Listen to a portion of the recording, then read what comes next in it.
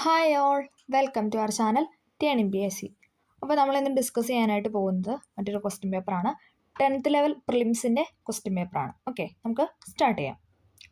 ഒളിമ്പിക്സിൽ അത്ലറ്റിക്സ് വിഭാഗത്തിൽ ആദ്യമായി സ്വർണ്ണ മെഡൽ നേടിയ ഇന്ത്യൻ കായിക താരം ആരാണ്?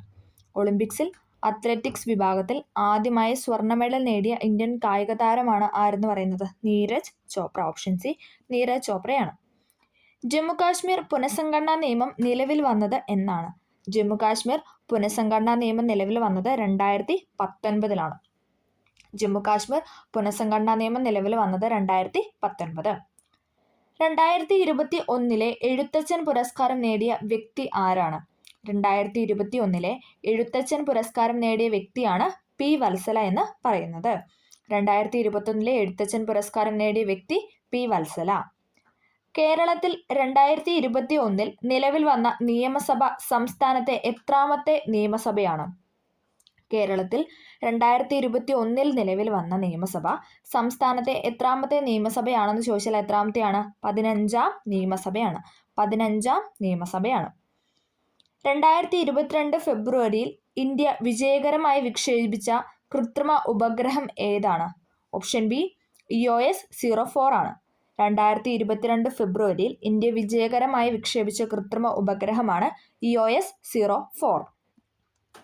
2020 ദേശീയ വിദ്യാഭ്യാസ നയം രൂപീകരിച്ച സമിതിയുടെ ചെയർമാൻ ആരാണ്?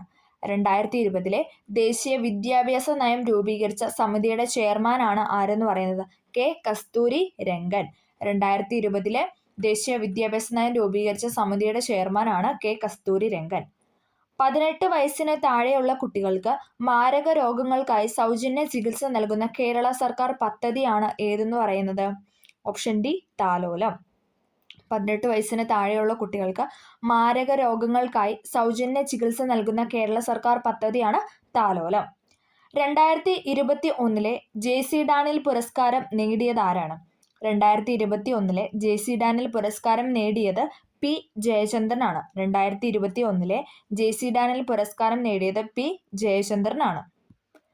കേരളത്തിലെ അന്താരാഷ്ട്ര വൈറോളജി ഇൻസ്റ്റിറ്റ്യൂട്ട് ഏത് ജില്ലയിലാണ്? കേരളത്തിലെ അന്താരാഷ്ട്ര വൈറോളജി ഇൻസ്റ്റിറ്റ്യൂട്ട് ഏത് ജില്ലയിലാണെന്ന് ചോദിച്ചാൽ തിരുവനന്തപുരത്താണ്. കേരളത്തിലെ അന്താരാഷ്ട്ര വൈറോളജി ഇൻസ്റ്റിറ്റ്യൂട്ട് തിരുവനന്തപുരം ജില്ലയിലാണ്. കേരളത്തിൽ ആദ്യമായി 100% വാക്സിനേഷൻ പൂർത്തിയാക്കിയ ഗോത്ര പഞ്ചായത്ത് ഏതാണ്? കേരളത്തിൽ ആദ്യമായി 100% വാക്സിനേഷൻ പൂർത്തിയാക്കിയ ഗോത്ര പഞ്ചായത്താണ് ഏതെന്ന് പറയുന്നത്? നൂൽപ്പുഴ എന്ന് പറയുന്നത്. കേരളത്തിൽ ആദ്യമായി 100% വാക്സിനേഷൻ പൂർത്തിയാക്കിയ ഗോത്ര പഞ്ചായത്താണ് നൂൽപ്പുഴ. ഇന്ത്യൻ സമ്പദ് വ്യവസ്ഥയുടെ നട്ടെല്ല് എന്നറിയപ്പെടുന്ന പ്രദേശമാണ് ഏത്? ഉത്തര മഹാസമതലം. ഇന്ത്യൻ സമ്പദ് വ്യവസ്ഥയുടെ നട്ടെല്ല് എന്നറിയപ്പെടുന്ന പ്രദേശമാണ് ഉത്തര മഹാസമതലം. താഴെ തന്നിരിക്കുന്നവയിൽ നിന്നും ഉപദ്വീപീയ നദികളിൽ ഉൾപ്പെടാത്ത നദി കണ്ടെത്താനാണ് പറഞ്ഞിരിക്കുന്നത്. ഏതാണ്? ഓപ്ഷൻ സി, ലൂണി നദിയാണ്. നർമ്മദ, മഹാനദി, കാവേരി എന്നൊക്കെ പറയുന്നത് ഉപദ്വീപീയ നദികളാണ്. നർമ്മദ, മഹാനദി, കാവേരി എന്ന് പറയുന്നത് ഉപദ്വീപീയ നദികളാണ്. റിഗർ എന്നറിയപ്പെടുന്ന കറുത്ത മണ്ണിന് ഏറ്റവും അനുയോജ്യമായ കൃഷി ഏതാണ്? എല്ലാവർക്കും അറിയാം അല്ലേ? പരുത്തിയാണ്. പരുത്തി, കറുത്ത പരുത്തി മണ്ണ് എന്നല്ലേ നമ്മൾ പറയാറ്. ഓക്കെ, റിഗർ സോയിൽ എന്നറിയപ്പെടുന്ന കറുത്ത മണ്ണിന് ഏറ്റവും അനുയോജ്യമായ കൃഷിയാണ് പരുത്തി. ഓക്കെ, ഇന്ത്യയിൽ ഏറ്റവും കൂടുതൽ മഴ ലഭിക്കുന്ന പ്രദേശമായ മൗസിൻഡ്രം ഏത് സംസ്ഥാനത്തിലാണ്? എവിടെയാണ്? മേഘാലയയിലാണ് അല്ലേ? ഇന്ത്യയിൽ ഏറ്റവും കൂടുതൽ മഴ ലഭിക്കുന്ന പ്രദേശമാണ് മൗസിൻഡ്രം എന്ന് പറയുന്നത്. അത് ഏത് സ്റ്റേറ്റിലാണെന്ന് ചോദിച്ചാൽ മേഘാലയയിലാണ്. മേഘാലയ. ലോക ഓസോൺ ദിനം എന്നാണ്? ലോക ഓസോൺ ദിനം എന്ന് പറയുന്നത് സെപ്റ്റംബർ 16 ലോക ഓസോൺ ദിനം എന്ന് പറയുന്നത് സെപ്റ്റംബർ 16. ഇന്ത്യയിൽ ഭൗമ താപോർജ്ജ പ്ലാന്റ് സ്ഥിതി ചെയ്യുന്ന പ്രദേശം ഏതാണ്? ഭൗമ താപോർജ്ജ പ്ലാന്റ് ഇന്ത്യയിൽ സ്ഥിതി ചെയ്യുന്ന പ്രദേശമാണ് മണികരൺ എന്ന് പറയുന്നത്. ഇന്ത്യയിൽ ഭൗമ താപോർജ്ജ പ്ലാന്റ് സ്ഥിതി ചെയ്യുന്ന പ്രദേശമാണ് മണികരൺ. ഇന്ത്യയിൽ ജനസാന്ദ്രത ഏറ്റവും കുറവുള്ള സംസ്ഥാനം? ഇന്ത്യയിൽ ജനസാന്ദ്രത ഏറ്റവും കുറവുള്ള സംസ്ഥാനമാണ് ഏത്? അരുണാചൽ പ്രദേശ്. ജനസാന്ദ്രത ഏറ്റവും കുറവുള്ള സംസ്ഥാനമാണ് അരുണാചൽ പ്രദേശ് എന്ന് പറയുന്നത്. ജനസാന്ദ്രത ഏറ്റവും കുറവുള്ള സംസ്ഥാനം അരുണാചൽ പ്രദേശ്. ശ്രീനഗർ, കാർഗിൽ മേഖലകളെ തമ്മിൽ ബന്ധിപ്പിക്കുന്ന ചുരം ഏതാണ്? ശ്രീനഗർ, കാർഗിൽ തമ്മിൽ ബന്ധിപ്പിക്കുന്ന ചുരമാണ് ഏത്? സോജില പാസ് എന്ന് പറയുന്നത്. ശ്രീനഗർ, കാർഗിൽ മേഖലകളെ തമ്മിൽ ബന്ധിപ്പിക്കുന്ന ചുരമാണ് സോജീല പാസ്. ജൂൺ മുതൽ നവംബർ വരെ കൃഷി ചെയ്യുന്ന കാർഷിക കാലമാണ് ഏതെന്ന് പറയുന്നത്? ഖാരിഫ് വിള എന്ന് പറയുന്നത്. ജൂൺ മുതൽ നവംബർ വരെ കൃഷി ചെയ്യുന്ന കാർഷിക കാലമാണ് ഖാരിഫ് എന്ന് പറയുന്നത്. ബ്രഹ്മപുത്ര നദിയിൽ സാദിയ മുതൽ ധൂബ്രി വരെ നീണ്ടുകിടക്കുന്ന ജലപാത ഏതാണ്? ബ്രഹ്മപുത്ര നദിയിൽ സാദിയ മുതൽ ധൂബ്രി വരെ നീണ്ടുകിടക്കുന്ന ജലപാതയാണ് NW2 അല്ലെ, നാഷണൽ വാട്ടർവേ 2 എന്ന് പറയുന്നത്. ഓപ്ഷൻ ബി ആണ് ഉത്തരം എന്ന് പറയുന്നത്. ബ്രഹ്മപുത്ര നദിയിൽ സാദിയ മുതൽ ധൂബ്രി വരെ നീണ്ടുകിടക്കുന്ന ദേശീയ ജലപാതയാണ് NW2. ഡോക്ടർ സച്ചിദാനന്ദ സിൻഹയുടെ അധ്യക്ഷതയിൽ ചേർന്ന ഭരണഘടനാ നിർമ്മാണ സഭയുടെ ആദ്യത്തെ സമ്മേളനം നടന്നത് എന്നാണ്? നമ്മൾ ക്ലിയർ ആയിട്ട് പഠിച്ച കാര്യമാണ് അല്ലേ. എന്നായിരുന്നു ആദ്യത്തെ സമ്മേളനം നടന്നത്? 1946 ഡിസംബർ 9 അല്ലെ. ഡിസംബർ 6 ഭരണഘടനാ നിർമ്മാണ സഭ രൂപീകൃതമായത്. ഡിസംബർ 9 ആദ്യത്തെ സമ്മേളനം നടന്നത്. ഡോക്ടർ സച്ചിദാനന്ദ സിൻഹയുടെ അധ്യക്ഷതയിൽ ചേർന്ന ഭരണഘടനാ നിർമ്മാണ സഭയുടെ ആദ്യത്തെ സമ്മേളനം നടന്നത് 1946 ഡിസംബർ 9. വിദ്യാഭ്യാസ അവകാശ നിയമവുമായി ബന്ധപ്പെട്ട് താഴെ തന്നിരിക്കുന്ന പ്രസ്താവനകളിൽ ശരിയായത് തിരഞ്ഞെടുക്കാനാണ് പറഞ്ഞിരിക്കുന്നത്. വിദ്യാഭ്യാസ അവകാശവും നിയമവുമായി ബന്ധപ്പെട്ട് ശരിയായ പ്രസ്താവന.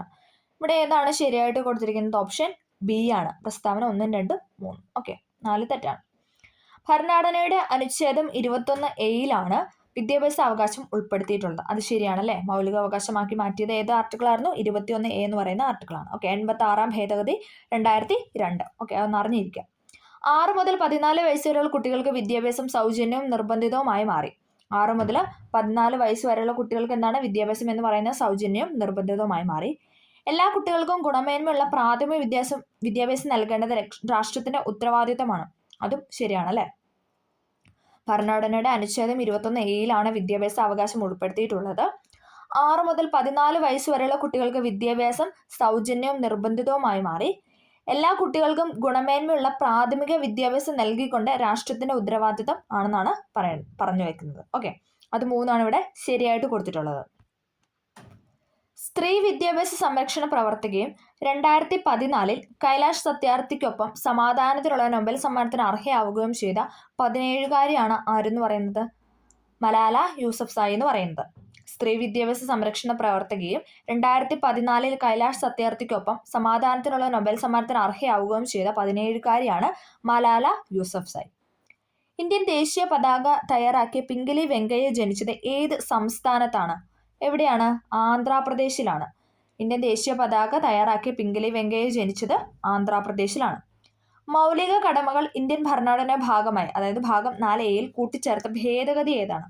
മൗലിക കടമകൾ ഇന്ത്യൻ ഭരണഘടന ഭാഗമായി ഭാഗം 4A കൂട്ടിച്ചേർത്ത ഭേദഗതിയാണ് ഏതെന്ന് പറയുന്നത്? 42ാം ഭേദഗതി. 1976 42ാം ഭേദഗതി പ്രകാരമാണ് മൗലിക കടമകൾ ഇന്ത്യൻ ഭരണഘടനയിൽ കൂട്ടിച്ചേർത്തത്. ഏതാണ് ഭാഗം എന്ന് ചോദിച്ചാൽ ഏതാണ്? ഭാഗം 4A. ആർട്ടിക്കിൾ ചോദിച്ചാൽ 51A ആണ്. ഓക്കെ, അടുത്തത് താഴെ പറയുന്നവയിൽ ഇന്ത്യയുടെ ദേശീയ വൃക്ഷം ഏതെന്ന് കണ്ടെത്താനാണ് പറഞ്ഞിരിക്കുന്നത്. ഇന്ത്യയുടെ ദേശീയ വൃക്ഷം ഏതാണ്? ഓപ്ഷൻ ഡി അരയാലാണ് അല്ലെ. അരയാലാണ് ഇന്ത്യയുടെ ദേശീയ വൃക്ഷം. ഇന്ത്യയുടെ ദേശീയ ഗീതമായ വന്ദേ മാതരം ബംഗാളി കവിയായ ബങ്കിം ചന്ദ്ര ചാറ്റർജിയുടെ ഏതു കൃതിയിൽ നിന്ന് എടുത്തതാണ്? ഓപ്ഷൻ ബി ആനന്ദമഠത്തിൽ നിന്നാണ്.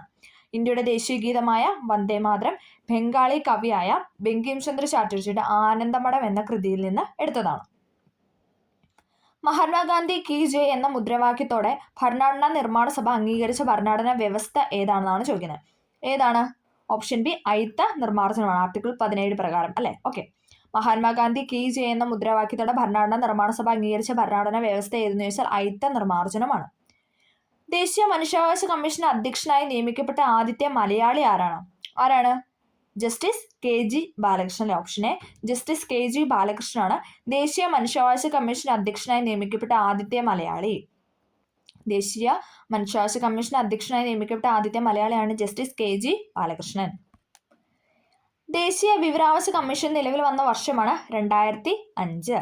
ദേശീയ വിവരാവകാശ കമ്മീഷൻ നിലവിൽ വന്ന വർഷം 2005 ആണ്. പ്രാചീന മലയാളം എന്ന കൃതിയുടെ രചയിതാവാണ് ആരെന്ന് പറയുന്നത്? ചട്ടമ്പി സ്വാമികൾ. പ്രാചീന മലയാളം എന്ന കൃതിയുടെ രചയിതാവാണ് ചട്ടമ്പി സ്വാമികൾ. വസ്ത്രധാരണ രീതിയിലുള്ള നിയന്ത്രണങ്ങൾക്കെതിരെ കല്ലുമാല സമരം സംഘടിപ്പിച്ച സാമൂഹിക പരിഷ്കർത്താവാണ് ആര്? അയ്യങ്കാളി. വസ്ത്രധാരണ രീതിയിലുള്ള നിയന്ത്രണങ്ങൾക്കെതിരെ കല്ലുമാല സമരം സംഘടിപ്പിച്ച സാമൂഹ്യ പരിഷ്കർത്താവാണ് അയ്യങ്കാളി. 1936 ഇലക്ട്രിസിറ്റി സമരം സംഘടിപ്പിക്കപ്പെട്ട സ്ഥലം ഏതാണ്?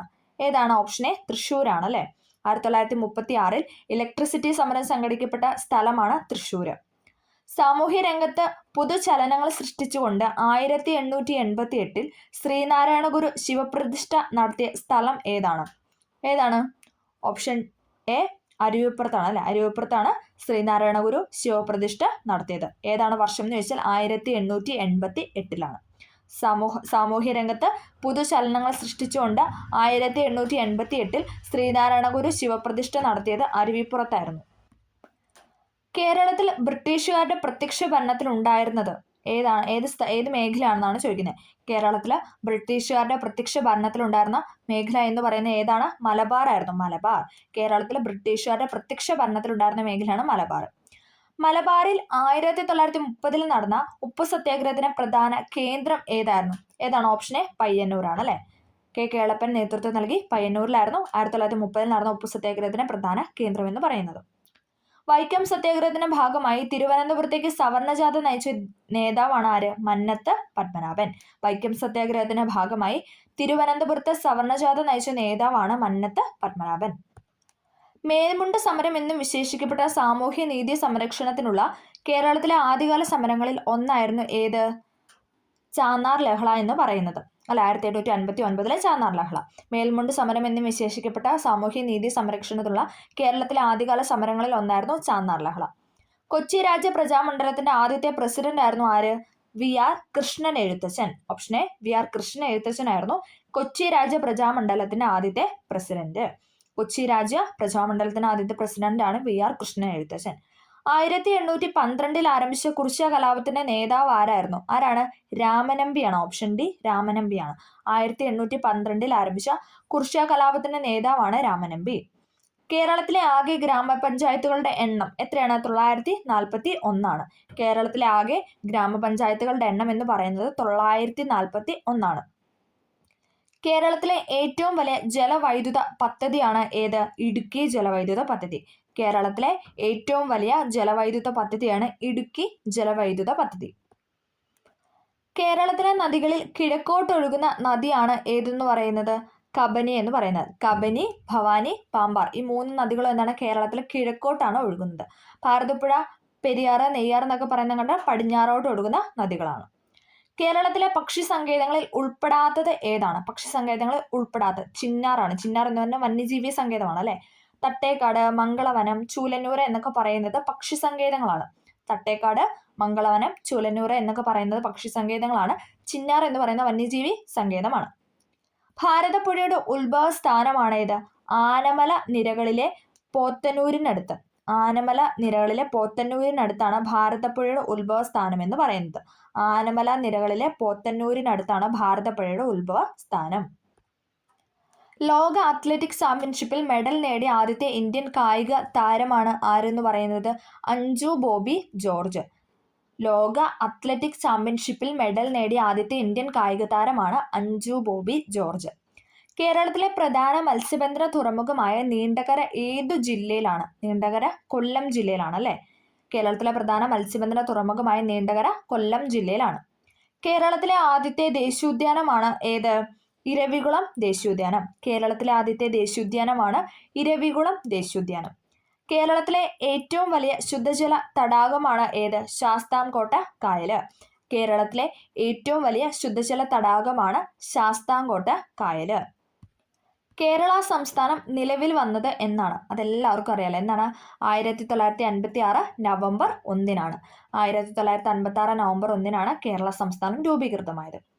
ഇന്ത്യൻ അസ്വസ്ഥതയുടെ പിതാവ് എന്ന് അറിയപ്പെടുന്നത് ആരാണ്? ഇന്ത്യൻ അസ്വസ്ഥതയുടെ പിതാവ് എന്നറിയപ്പെടുന്നത് ബാലഗംഗാധര തിലകനാണ്. അങ്ങനെ വിശേഷിപ്പിച്ചതാണ് വാലന്റിയർ ഷിറോൾ ആണ് അല്ലെ. വാലന്റിയർ ഷിറോൾ ആണ് ബാലഗംഗാധര തിലകിനെ ഇന്ത്യൻ അസ്വസ്ഥതയുടെ പിതാവ് എന്ന് വിശേഷിപ്പിച്ചത്. 1918 ഗാന്ധിജി തൊഴിലാളികൾക്ക് വേണ്ടി ഇടപെട്ടത് ഏതു സത്യാഗ്രഹത്തിലാണ്? ഏതാണ്? ഓപ്ഷൻ എ അഹമ്മദാബാദ് സത്യാഗ്രഹമാണ് അല്ലെ. അഹമ്മദാബാദ് തുണിമിൽ സമരമാണ് 1918 ഗാന്ധിജി തൊഴിലാളികൾക്ക് വേണ്ടി ഇടപെട്ട സത്യാഗ്രഹം എന്ന് പറയുന്നത്. ഇന്ത്യൻ ആർമിയുടെ സ്ഥാപകൻ, ഇന്ത്യൻ ആർമിയുടെ സ്ഥാപകനാണ് ആര്? Rash Bihari boss. പിന്നീട് എന്താണ്, സുഭാഷ് ചന്ദ്രബോസ് അത് ഏറ്റെടുത്ത് നടത്തുകയാണ് ഉണ്ടായത് അല്ലെ. ബോസിൽ നിന്ന് ബോസ് കൈമാറിയതാണ് നമ്മൾ പഠിച്ചത് അല്ലെ. റാഷ് ബിഹാരി ബോസ് ആയിരുന്നു ഇന്ത്യൻ നാഷണൽ ആർമിയുടെ സ്ഥാപകൻ എന്ന് പറയുന്നത്. പിന്നീട് അത് സുഭാഷ് ചന്ദ്രബോസിലോട്ട് കൈമാറി. അടുത്തത്, തേഭാഗ സമരം നടന്നത് എവിടെയാണ്? തേഭാഗ സമരം നടന്നത് ബംഗാളിലാണ്. തേഭാഗ സമരം ബംഗാളിലാണ് നടന്നത്. രാജാറാം മോഹൻ റോയ് ബംഗാളി ഭാഷയിൽ ആരംഭിച്ച ദിനപത്രം. രാജാറാം മോഹൻ റോയ് ബംഗാളി ഭാഷയിൽ ആരംഭിച്ച ദിനപത്രമാണ് ഏതെന്ന് പറയുന്നത്? സംബാദ് കൗമുദി. രാജാറാം മോഹൻ റോയ് ബംഗാളി ഭാഷയിൽ ആരംഭിച്ച ദിനപത്രമാണ് സംബാദ് കൗമുദി. കോൺഗ്രസിന്റെ അന്തിമ ലക്ഷ്യം പൂർണ്ണ സ്വരാജ് അല്ലെങ്കിൽ പൂർണ്ണ സ്വാതന്ത്ര്യമാണെന്ന് പ്രഖ്യാപിച്ച സമ്മേളനം. ഈ ഒരു ക്വസ്റ്റ്യൻ എപ്പോഴും റിപ്പീറ്റ് അല്ലേ. അതെവിടെയാണ് നടന്നത്? ഓപ്ഷൻ ബി 1929 ലാഹോർ സമ്മേളനം. കോൺഗ്രസിന്റെ അന്തിമ ലക്ഷ്യം പൂർണ്ണ സ്വരാജ് അല്ലെങ്കിൽ പൂർണ്ണ സ്വാതന്ത്ര്യമാണെന്ന് പ്രഖ്യാപിച്ച സമ്മേളനമാണ് 1929 ലാഹോർ സമ്മേളനം. നാട്ടുരാജ്യങ്ങളുടെ സംയോജനത്തിൽ പട്ടേലിനും നെഹ്റുവിനുമൊപ്പം പ്രധാന പങ്ക് വഹിച്ച മലയാളിയാണ് ആര്? VP മേനോൻ. നാട്ടുരാജ്യങ്ങളുടെ സംയോജനത്തിൽ പട്ടേലിനും നെഹ്റുവിനുമൊപ്പം പ്രധാന പങ്ക് വഹിച്ച മലയാളിയാണ് ആര്? VP മേനോൻ എന്ന് പറയുന്നത്. ഓക്കെ, അടുത്തത്, ക്യാബിനറ്റ് മിഷന്റെ നിർദ്ദേശപ്രകാരം 1946 രൂപീകരിക്കപ്പെട്ട ഭരണഘടനാ നിർമ്മാണ സഭയുടെ അധ്യക്ഷൻ ആരായിരുന്നു? ഡോക്ടർ രാജേന്ദ്ര പ്രസാദ് അല്ലെ. ഡോക്ടർ രാജേന്ദ്ര പ്രസാദ് ആയിരുന്നു ക്യാബിനറ്റ് മിഷന്റെ നിർദ്ദേശപ്രകാരം 1946 രൂപീകരിക്കപ്പെട്ട ഭരണഘടനാ നിർമ്മാണ സഭയുടെ അധ്യക്ഷൻ. ഇന്ത്യയിൽ ഭാഷാടിസ്ഥാനത്തിൽ രൂപീകരിക്കപ്പെട്ട ആദ്യത്തെ സംസ്ഥാനമാണ് ആന്ധ്ര എന്ന് പറയുന്നത്. ആന്ധ്ര അല്ലെങ്കിൽ ആന്ധ്രാപ്രദേശ്. ഓക്കെ, ഇന്ത്യയിലെ ഭാഷാടിസ്ഥാനത്തിൽ രൂപീകരിക്കപ്പെട്ട ആദ്യത്തെ സ്റ്റേറ്റ് ആണ് ആന്ധ്ര. പ്രസിദ്ധമായ വന്ദേമാതരം എന്ന ഗാനം അടങ്ങിയിട്ടുള്ള ആനന്ദമഠം എന്ന നോവൽ എഴുതിയത് ആരാണ്? ആനന്ദമഠം എഴുതിയത് ബങ്കിം ചന്ദ്ര ചാറ്റർജിയാണ് അല്ലെ. പ്രസിദ്ധമായ വന്ദേമാതരം എന്ന ഗാനം അടങ്ങിയിട്ടുള്ള ആനന്ദമഠം എന്ന നോവൽ എഴുതിയത് ബങ്കിം ചന്ദ്ര ചാറ്റർജിയാണ്. മനുഷ്യ ശരീരത്തിലെ ഏറ്റവും വലിയ ഗ്രന്ഥി ഏതാണ്? ഏറ്റവും വലിയ ഗ്രന്ഥിയാണ് കരൾ എന്ന് പറയുന്നത് അല്ലെ. മനുഷ്യ ശരീരത്തിലെ ഏറ്റവും വലിയ ഗ്രന്ഥിയാണ് കരൾ. രക്തത്തിൽ കാൽസ്യത്തിന്റെ അളവ് ക്രമാതീതമായി കുറയുമ്പോൾ ഉണ്ടാകുന്ന പേശികളുടെ കോച്ചി വലിവ് എന്ത് പേരിൽ അറിയപ്പെടുന്നു? എന്താണ്? ടെറ്റനി എന്നാണ് അറിയപ്പെടുന്നത്. ഇമ്പോർട്ടൻ്റ് ആണ്. രക്തത്തില് കാൽസ്യത്തിന്റെ അളവ് ക്രമാതീതമായി കുറയുമ്പോൾ ഉണ്ടാകുന്ന പേശികളുടെ കോച്ചി വലിവിനെ പറയുന്ന പേരാണ് ടെറ്റനി എന്ന് പറയുന്നത്. രക്തം കട്ട പിടിക്കാൻ സഹായിക്കുന്ന വിറ്റാമിൻ ആണ് വിറ്റാമിൻ കെ അല്ലെ. കെ ഫോർ കട്ട. രക്തം കട്ട പിടിക്കാൻ സഹായിക്കുന്ന വിറ്റാമിൻ ആണ് വിറ്റാമിൻ കെ എന്ന് പറയുന്നത്. പുകവലി മൂലം ശ്വാസകോശത്തിന് ഉണ്ടാകുന്ന രോഗമാണ് ഏത്? എംഫിസിമ. പുകവലി മൂലം ശ്വാസകോശത്തിന് ഉണ്ടാകുന്ന രോഗമാണ് എംഫിസിമ. കേരള സർക്കാരിന്റെ സമ്പൂർണ്ണ അവയവദാന പദ്ധതി. കേരള സർക്കാരിന്റെ സമ്പൂർണ്ണ അവയവദാന പദ്ധതിയാണ് ഏതെന്ന് പറയുന്നത്? Option D Mrithasanjeevani. കേരള സർക്കാരിന്റെ സമ്പൂർണ്ണ അവയവദാന പദ്ധതിയാണ് മൃതസഞ്ജീവിനി. തെങ്ങിന്റെ സങ്കരയിനം അല്ലാത്തത് ഏതാണ്? തെങ്ങിന്റെ സങ്കരയിനം അല്ലാത്തത് ഇവിടെ കൊടുത്തിരിക്കുന്ന ഓപ്ഷൻ സി അക്ഷയാണ്. ചന്ദ്രലക്ഷ, ലക്ഷഗംഗ, ചന്ദ്രശങ്കര എന്ന് പറയുന്നതൊക്കെ എന്താണ്? നെല്ലിന്റെ സങ്കരയിനമാണ്. ചന്ദ്രലക്ഷ, ലക്ഷഗംഗ, ചന്ദ്രശങ്കര എന്ന് പറയുന്നത് തെങ്ങിന്റെ സങ്കരയിനമാണ്. കേന്ദ്ര തോട്ടവിള ഗവേഷണ കേന്ദ്രം സ്ഥിതി ചെയ്യുന്നത് എവിടെയാണ്? കേന്ദ്ര തോട്ടവിള ഗവേഷണം സ്ഥിതി ചെയ്യുന്നത് കാസർഗോഡാണ്. കേന്ദ്ര തോട്ടവിള ഗവേഷണ കേന്ദ്രം സ്ഥിതി ചെയ്യുന്നത് കാസർഗോഡ്. ഭക്ഷ്യശൃംഖലയിലെ പ്രാഥമിക ഉപഭോക്താക്കളാണ് ആരെന്ന് പറയുന്നത്? സസ്യഭുക്ക എന്ന് പറയുന്നത്. സസ്യങ്ങളല്ല, സസ്യഭുക്കാണ്. ഓക്കെ, ഭക്ഷ്യശൃംഖലയിലെ പ്രാഥമിക അല്ലെങ്കിൽ ആദ്യത്തെ ഉപഭോക്താക്കൾ എന്ന് പറയുന്നത് സസ്യഭുക്കാണ്. അന്താരാഷ്ട്ര ജൈവ വൈവിധ്യ ദിനമായി ആചരിക്കുന്നത് ഏതാണ്? മെയ് 22. അന്താരാഷ്ട്ര ജൈവ വൈവിധ്യ ദിനമായിട്ട് ആചരിക്കുന്നത് മെയ് 22. വനങ്ങളുടെ സംരക്ഷണവുമായി ബന്ധപ്പെട്ട് 1983 കർണാടകത്തിൽ ആരംഭിച്ച പ്രസ്ഥാനമാണ് ഏതെന്ന് പറയുന്നത്? അപ്പിക്കോ പ്രസ്ഥാനം. ഇമ്പോർട്ടൻ്റ് ആണ്. വനങ്ങളുടെ സംരക്ഷണവുമായി ബന്ധപ്പെട്ട് 1983 കർണാടകത്തിൽ ആരംഭിച്ച പ്രസ്ഥാനമാണ് അപ്പിക്കോ പ്രസ്ഥാനം. താഴെ കൊടുത്തിട്ടുള്ളവയിൽ ഏതാണ് ഏക അറ്റോമികം എന്ന് ചോദിക്കുന്നത്? ഏക അറ്റോമികം എന്ന് പറയുന്നത് ഏതാണ്? Option A ഹീലിയമാണ്. ഇമ്പോർട്ടൻ്റ് ആണ്. താഴെ കൊടുത്തിട്ടുള്ള ഏതാണ് ഏകാറ്റോമികം എന്ന് ചോദിച്ചാൽ ഹീലിയമാണ്. ഹീലിയം. ഹൈഡ്രജനും തന്നിട്ട് ചില ഓപ്ഷനിലൊക്കെ ഹൈഡ്രജൻ തരാറുണ്ട്. പെട്ടെന്ന് നമ്മൾ ചാടിക്കറി ഹൈഡ്രജൻ എഴുതും. ഹൈഡ്രജൻ അല്ല, ഹീലിയമാണ് ഏകാറ്റോമികം എന്ന് പറയുന്നത്. ഇരുമ്പിന്റെ അയിരുകൾ ഏതെല്ലാം? ഇരുമ്പ് അഥവാ അയണിന്റെ അയിരുകളാണ് ചോദിക്കുന്നത്. ഏതാണ് ഉത്തരം എന്ന് പറഞ്ഞാൽ ഹെമറ്റൈറ്റും മാഗ്നറ്റൈറ്റുമാണ് അല്ലെ. ഓപ്ഷൻ ഡി ഹെമറ്റൈറ്റും മാഗ്നറ്റൈറ്റുമാണ് ഇരുമ്പിന്റെ അയിരുകൾ എന്ന് പറയുന്നത്. ഹെമറ്റൈറ്റും മാഗ്നറ്റൈറ്റും.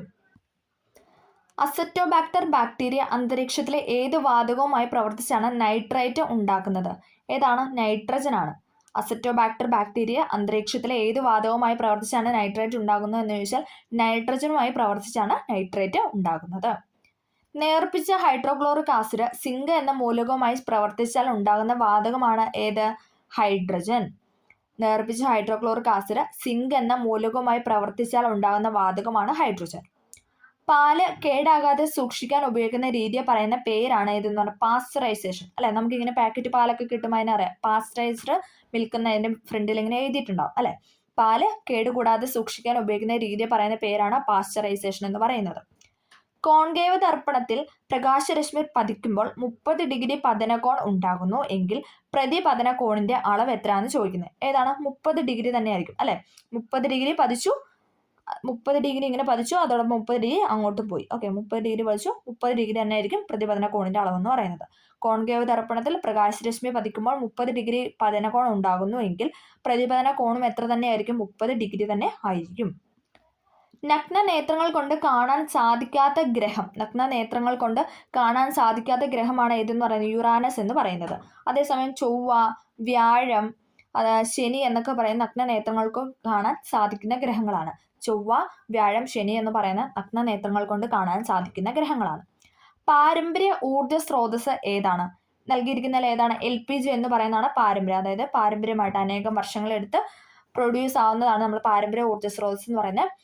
അതിനൊരു എക്സാമ്പിളാണ് LPG. പിന്നെ കാൽക്കരി പെട്രോളിയം പ്രകൃതിവാതകം എന്നൊക്കെ പറയുന്നത് എന്താണ്? അങ്ങനെ ഒരു പാരമ്പര്യ ഊർജ്ജ സ്രോതസ്സിന് എക്സാമ്പിളാണ്. അതേസമയം സൗരോർജ്ജം, തിരമാലയിൽ നിന്നുള്ള ഊർജ്ജം, കാറ്റിൽ നിന്നുള്ള ഊർജ്ജം എന്നൊക്കെ പറയുന്നത് പാരമ്പര്യമായിട്ട് കിട്ടാത്ത, നമുക്ക് ഡെയിലി കിട്ടുന്നതല്ലേ, അപ്പം അതെന്ന് പറയുന്നത് പാരമ്പര്യേതര ഊർജ്ജ സ്രോതസ്സുകളാണ്. ഓക്കെ. തെർമോമീറ്റർ അളക്കുന്ന ഭൗതിക അളവ്, തെർമോമീറ്റർ അളക്കുന്ന ഭൗതിക അളവാണ് ഊഷ്മാവ് അല്ലെ.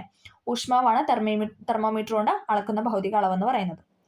ദോലനത്തിന് ഉദാഹരണം ഏതാണ്? ദോലനത്തിന് ഉദാഹരണം ഏതാണ്? ഓപ്ഷൻ എ ഊഞ്ഞാലിന്റെ ചലനം അല്ലെ. ഊഞ്ഞാലിന്റെ ചലനം എന്ന് പറയുന്നത് ദോലനത്തിന് ഉദാഹരണമാണ്.